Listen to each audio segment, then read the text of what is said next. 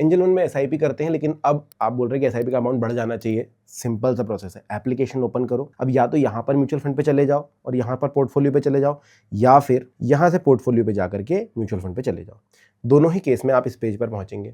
अब यहाँ पर पहुंचने के बाद आपको दिखाई देगी लिस्ट ऑफ एसआईपीज, अगर आपने मल्टीपल म्यूचुअल फंड्स में एसआईपी कर रखी है। अब देखिए, मेरी 2 इन्वेस्टमेंट्स हैं 2 अलग अलग फंड्स में, और ये मैंने सिर्फ आपके वीडियो बनाने के लिए लगाई थी, तो मैंने रैंडम कुछ भी चूज किया था। एक दिखा रहा है जिसमें एक्टिव एसआईपी का बटन नहीं है। ऐसा क्यों? क्योंकि ये वन टाइम लमसम इन्वेस्टमेंट था।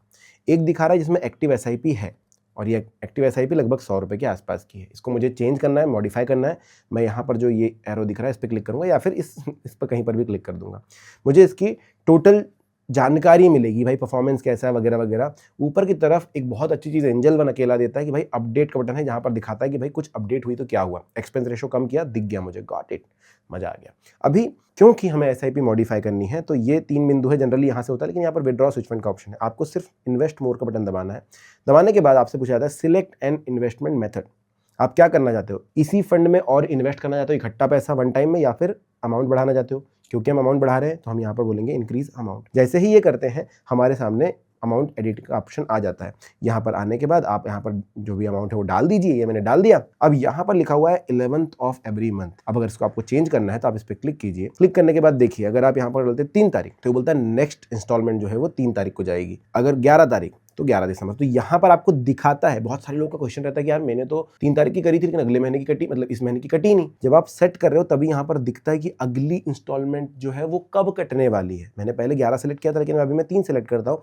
3 तारीख को मेरी पहली इंस्टॉलमेंट, मतलब ये से भी अभी शुरू करिए ना, तो पहली इंस्टॉलमेंट जाएगी। एक करता हूँ। कई बार होता है कि आप वो डेट कर लेते हैं, जैसे 25 तारीख कर लिए तो 25 नवंबर को ही कट जाएगी पहली, क्योंकि शायद मैंने 25 अक्टूबर से शुरू करी, तो 30 दिन कंप्लीट हो रहा है।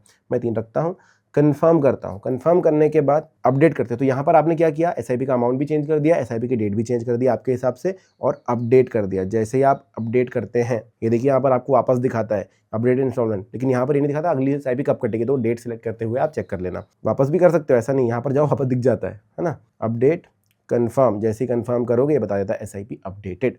आपको डन करना है। अब आपकी अगली एसआईपी जो है 3 तारीख को 500 रुपये की कट जाएगी। मंथली एसआईपी आपको यहाँ पर दिखाई दे रही है। अभी फिलहाल इन्वेस्टेड कितना है, तो आप पोर्टफोलियो पर जाइए, आपको दिखाई देगा कि 100 रुपये इन्वेस्टेड है मेरे, लेकिन अगले महीने से 500 रुपये हो जाए। कोई भी क्वेश्चन आपके दिमाग में आया कमेंट सेक्शन में लिख सकते हैं। वीडियो अगर पसंद आया तो लाइक, शेयर और सब्सक्राइब जरूर कर देना, ताकि ऐसी वीडियो आपको मिलते रहे। Thank you.